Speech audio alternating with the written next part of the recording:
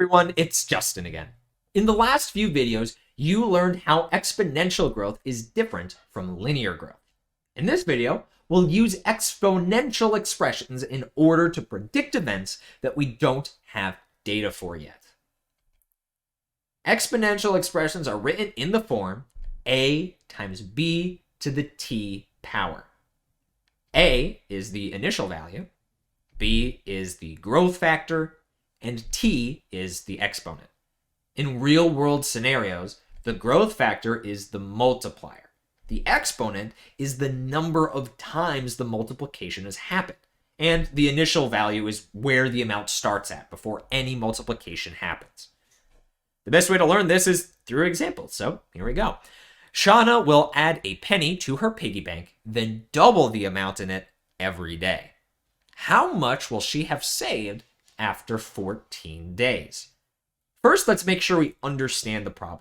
At the beginning, she only has a single cent saved. This would be day 0 because the doubling doesn't happen until the next day.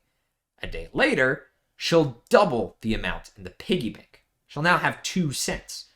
On day 2, she'll double it again and have 4 cents. On day 3, she'll have 8 cents. On day 4, she'll have 16, and on, growing exponentially over time. Our goal is to find how much she'll have after 14 days. Now, we could just keep doubling until we hit day 14, but where's the fun in that? Remember when we learned about sequences and how sometimes it's easiest to just use an explicit formula instead of following a pattern over and over and over? Well, here's that explicit formula. We can use this to calculate how much Shauna will have on any day we want. A is the initial amount. Shauna initially only put 1 cent into the piggy bank. B is the growth factor, or the multiplier. Since the money will double every day, the growth factor is 2.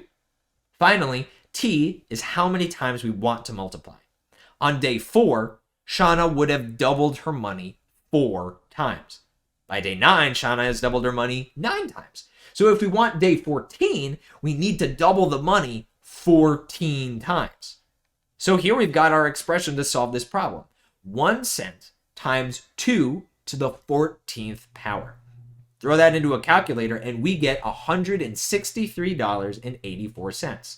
In just 2 weeks, Shauna will save over $150 just using this method. Eventually, Shauna's going to have so much money that she'll probably want to store it someplace safer.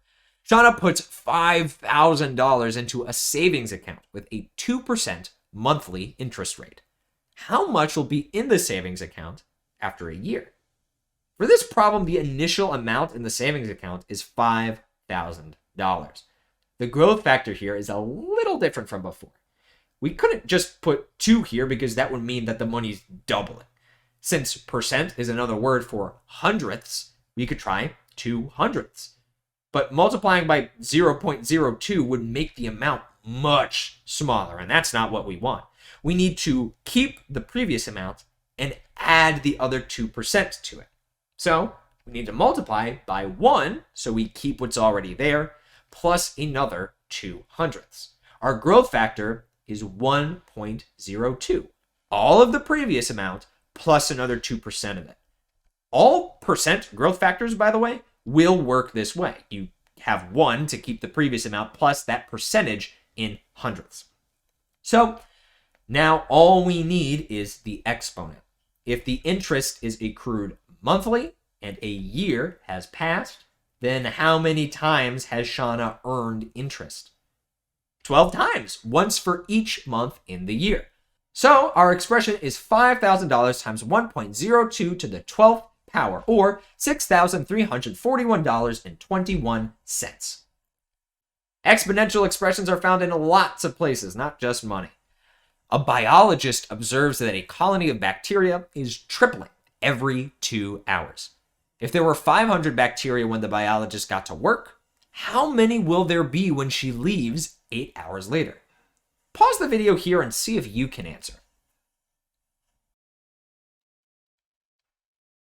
Did you catch the trick to this one?